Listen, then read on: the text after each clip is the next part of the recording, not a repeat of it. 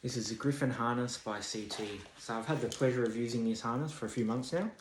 And it's actually a really good harness. It's got some nice padding in around the back. It doesn't look too thick, but it's actually surprisingly comfortable for it still being quite thin.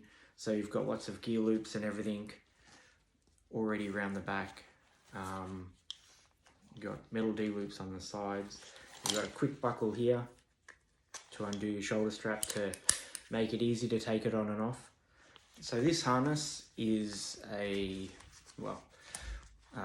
working at heights, rope access harness, pretty much whatever you'd like to kind of use it for. I found this harness to be a very comfortable harness. Got really nice lumbar support in the back. It's nice and soft. It's flexible, it moves. It's not stiff and rigid. It's generally been a comfortable harness. I've been able to load it up with all my gear, fit everything where I like to fit it, have everything within reach that I can feel and know where everything is. It's got loads of gear loops in the back. I've used a chest descender in it for climbing up and down. I've done rebelays, rope to rope transfers in it. It's a very good harness. I've tried it with the seat connected to the D and also to the little seat loops as well.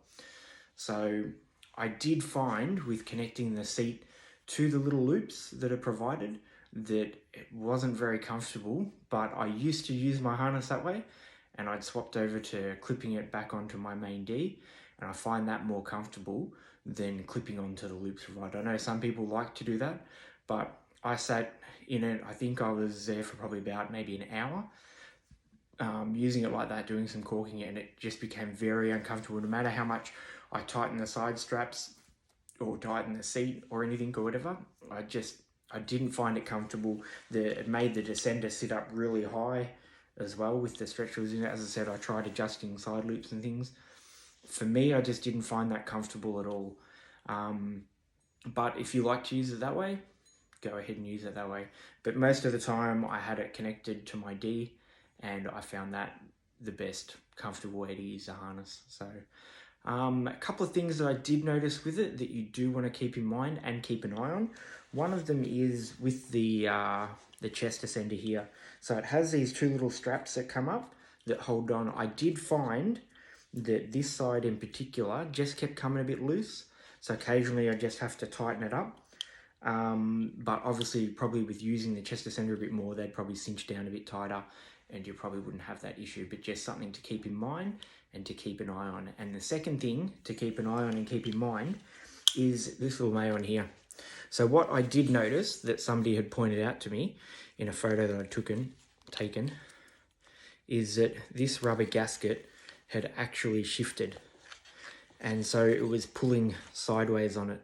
Now I didn't notice it only because if you notice with the harness, it actually has webbing through the back of it. So unless you are using the chest descender, because that doesn't join the harness together, the webbing in the back does. So unless I was using it, I wouldn't have noticed that it was kind of side loading on it.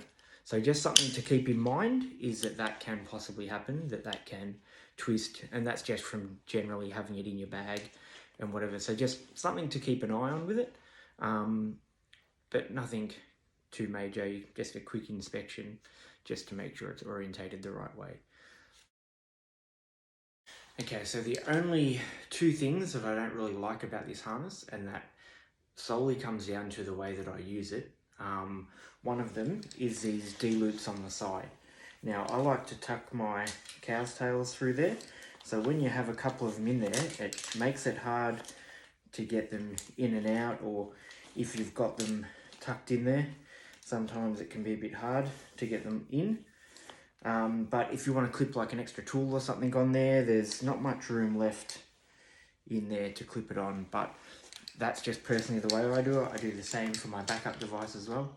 So I can just clip that on there through my cow's tail that's tucked in there just to keep it nice and neat. The only other thing that I don't like about it is just the way the harness undoes, because it's designed to be undone from this clip and take it off. But I don't actually generally put my harness on that way. I put it on over the top, so this is designed to, you know, take it off down the right side. But generally, I don't do my harness that way.